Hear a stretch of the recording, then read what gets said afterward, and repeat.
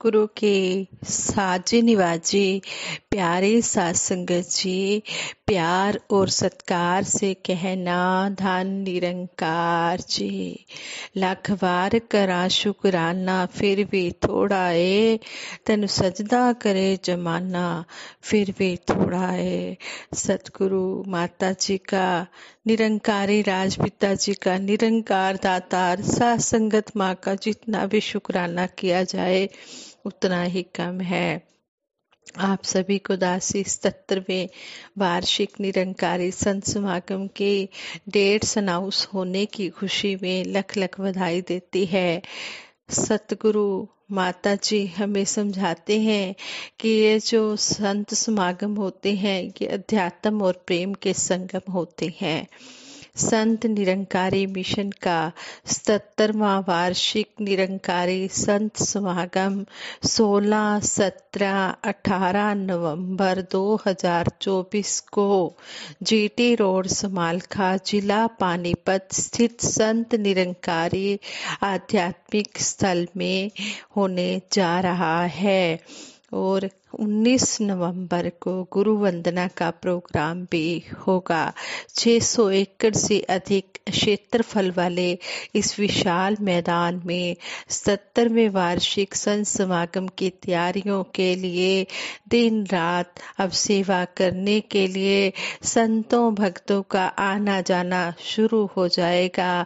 हम भी इस सेवा में शामिल होकर सतगुरु के आशीर्वादों के भागीदार बने।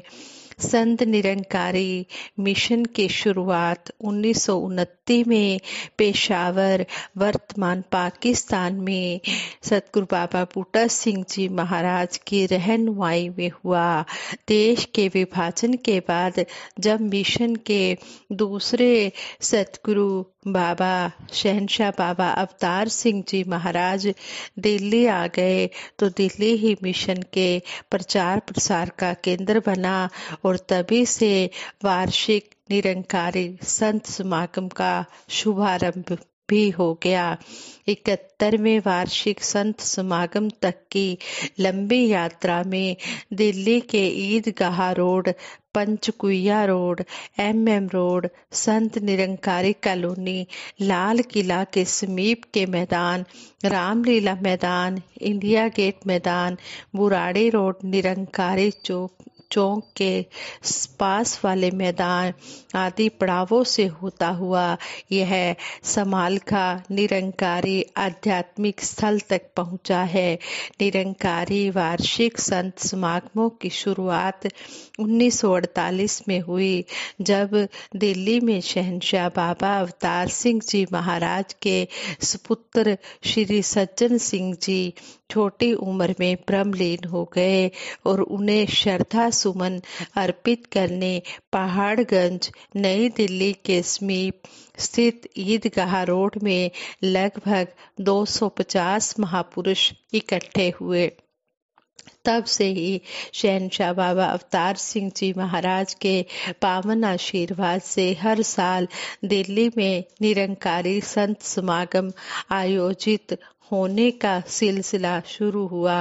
हर साल संगतें पहले से कहीं बढ़ चढ़कर उपस्थित होने लगे। संत निरंकारी मंडल और संत निरंकारी सेवा दल के गठन के साथ साथ संत समागम के व्यवस्थाएं भी बहुत अच्छे तरीके से होने लगी।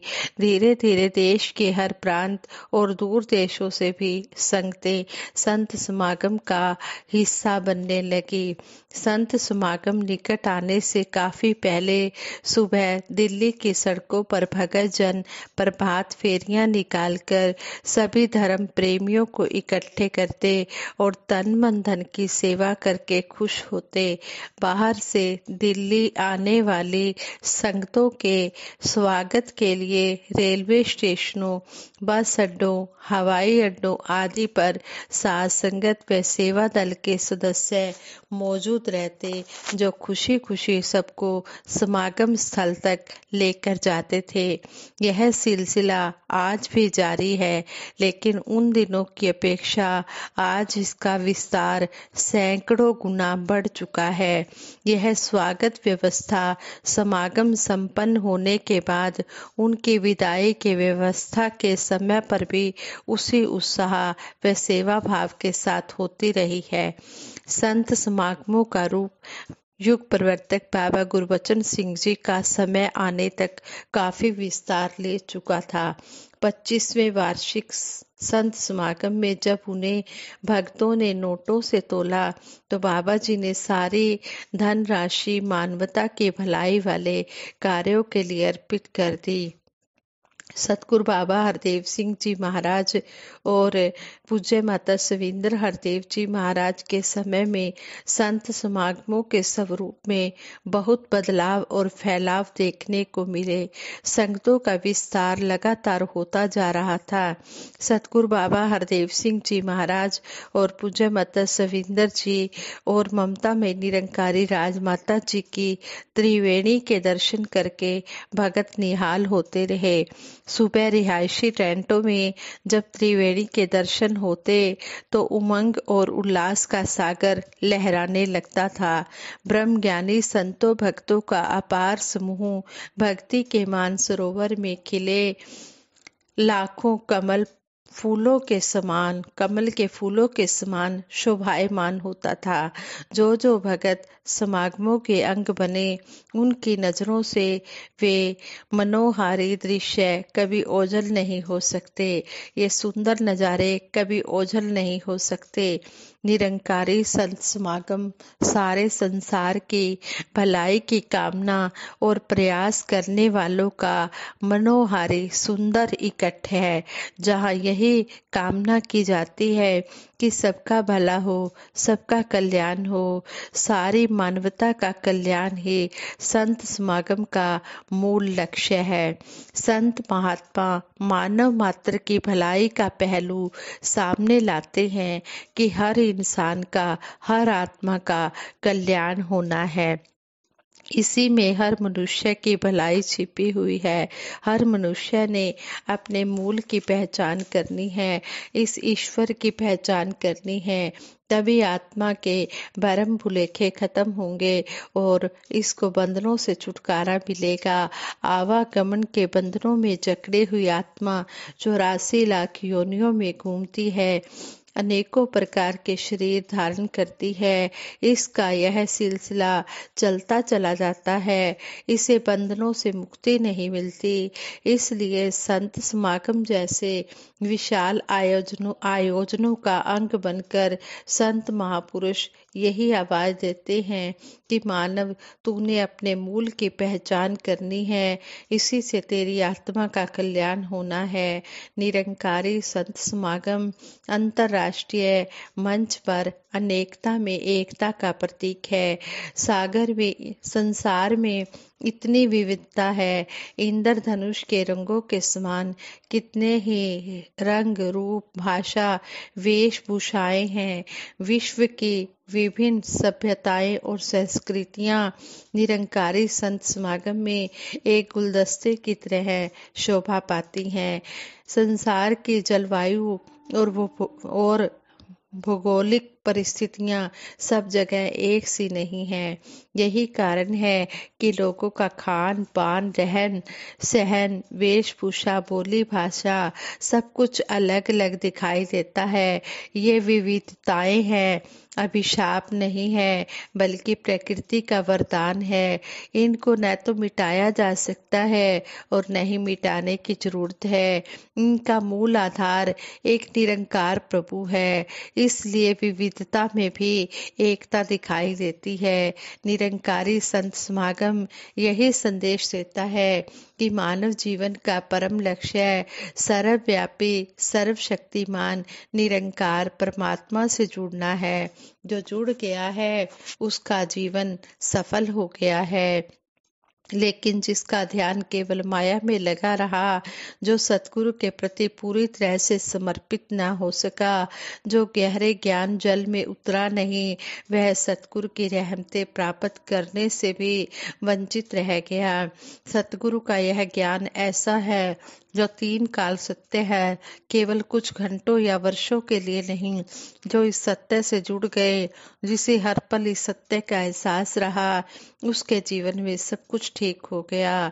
संत समागम की अति उत्तम विशेषता यह है कि जब भगत ने एक कदम आगे बढ़ाया तो सतगुरु ने 10 कदम आगे बढ़कर उसे थाम लिया। यही कारण है कि संत समागम में सब जगह अपनापन नजर आता है।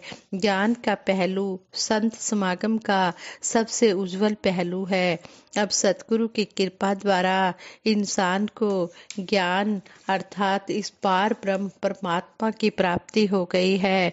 तब इसके जीवन की रास्ते भी रोशन हो गए हैं और इसके मन का कोना कोना भी रोशन हो गया है। फिर मन में नफरत, निंदा, वैर, ईर्ष्या नहीं रहा।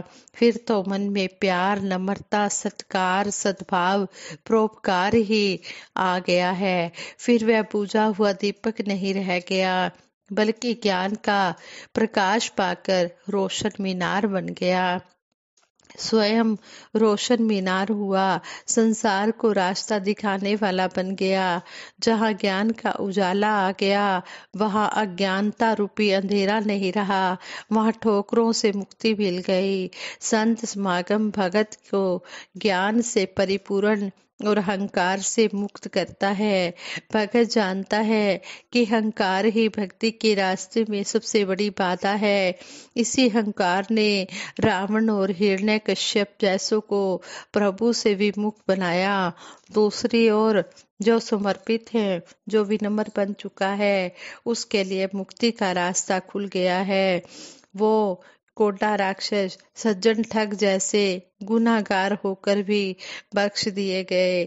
भगत सतगुरु निरंकार के भय में रहते हुए जीवन बिताते हैं और जो समय बीत गया उसकी चिंता छोड़कर वर्तमान को संवारते हैं, अपने आप को गुरमत के सांचे में डालते हैं। संत समागम में आरंभ से पूर्व निर्धारित विषयों जैसे ज्योति दिशि निरंकार दी, था था उजाला हो गया आदि पर आधारित कविताओं का पाठ कवि सज्जन करके सबको खुशी प्रदान करते थे। 25वें रजत जयंती समागम में दुनिया नु जितने प्यार ने, ना तोप ना तलवार ने, तो स्वर्ण जयंती समागम पर कुछ भी बनो मुबारक है, पर पहले बस इंसान बनो। और 69वें वार्षिक संत समागम पर कर्ज चुकाया जाए ना हर देव तेरे एहसानों का, जैसे विषयों पर सुंदर कविताएं प्रस्तुत की गई। संत समागम सेवा का अवसर प्रदान करता है। सेवा दल के हजारों भाई बहन बच्चे संत समागम में पहुंचते हैं और सेवा करके खुशी हासिल करते हैं। साध संगत और श्रद्धालु भगत सेवा में भागीदार बनकर सुख पाते हैं। सेवा दुर्लभ है, विरले ही सेवा कर पाते हैं। यहाँ भक्तों को पता होता है कि सेवा गुरु कृपा से सहज अवस्था में रहकर करनी है। दया, करुणा, विनम्रता और निस्वार्थ का भाव होना सेवा की मूलभूत आवश्यकता है और यही सतगुरु को खुश करके उनकी रहमत प्राप्त करने का साधन है। तन मन धन की सेवा तन मन धन की खुशहाली का उत्तम साधन है। इसलिए भगत यहाँ सेवा का बीज अवश्य डालते हैं। यहाँ सेवा और भक्ति का फल नहीं मांगा जाता, क्योंकि फल के लिए तो महापुरुषों ने पहले ही यहाँ तक कहा है कि जह जह काज किरत सेवक की, तहाँ तहाँ उठ धावे। सत्संग, सेवा, सिमरन ये तीनों ही भक्ति का अटूट अंग है। सतगुरु से जुड़ने पर ये तीनों ही सहज में मिल जाते हैं। मानव जीवन का वास्तविक उद्देश्य दिन रात भाग भाग कर धन दौलत जोड़ना भर नहीं है, बल्कि आध्यात्मिक कमाई भी करनी है। इसलिए जो सतगुरु के चरण वचनों के आगे नतमस्तक हो गया, निश्चित रूप से उसकी अवस्था एक बंधे जंजीर वाली नहीं, बल्कि एक सिंहासन चढ़े चले वाली हो जाती है। संत समागम आनंद का महासागर है, जहाँ आकर काल जाल कट जाता है। माया रूपी संसार में विचरण करते हुए सिर पर रखे पाप के गट्ठर का आकार लगातार बढ़ता जाता है। ऐसे में संत समागम हर प्रकार के दुखों से मुक्त होने के लिए और हर प्रकार की खुशी प्राप्त करने के लिए सबसे उत्तम साधन बनता है।